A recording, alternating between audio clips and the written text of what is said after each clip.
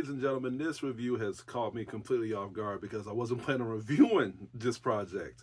And that is Sean Combs' The Reckoning. When I've seen this project, it really shocked me. I thought that this was just going to be about a lot of closure, about like the things that he's done, people talking about the things that he has done to him physically and mentally, and people just speaking up about his behavior. But no, like these was scenes of cases not being solved, being swept under the rug, and just people being tormented of Diddy's behavior. All that being into a 4 episode documentary series that literally put me into a gripping hold for start to finish. When I was watching this project, I thought this was just going to be about the trial and the things that people were saying about him and all that being into fruition. But no, they wanted to go far as into knowing about Sean Diddy Combs' narrative of when he was young, how he was raised, and how he ended up being infatuated with fame, and how far would that fame and his career would get to him to this point. And above all, just who would lead him and how he was getting his influential mind state from.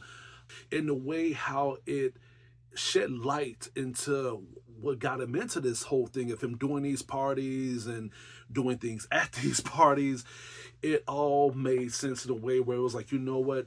I can understand why he ended up doing this. And at the same time, I'm pretty sure that if there was more Netflix documentaries or just documentaries in general of people doing these things like Diddy, I'm pretty sure they will all have the same narrative of what got them into this in the first place. This documentary shows not just Diddy and just the consequences that he's going to be facing, but it also shows what would happen if a broken man has a lot of power.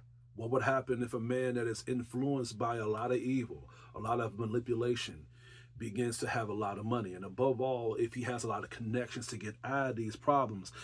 And people was even saying this. They were saying that by Diddy doing all this, I'm surprised that he's been doing all this up until now. He's one of the main people that's been doing this since 1991.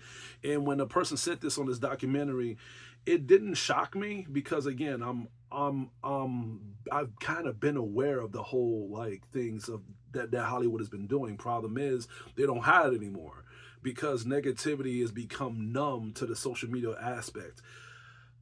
I'm just waiting for when they have a documentary of Drake. I want to see a documentary of Drake. I want to see a documentary of Ellen DeGeneres. I want to see a documentary of Dwayne The Rock Johnson. And I want to see a documentary of Oprah. Those sons of bitches are the real devil horns of Hollywood.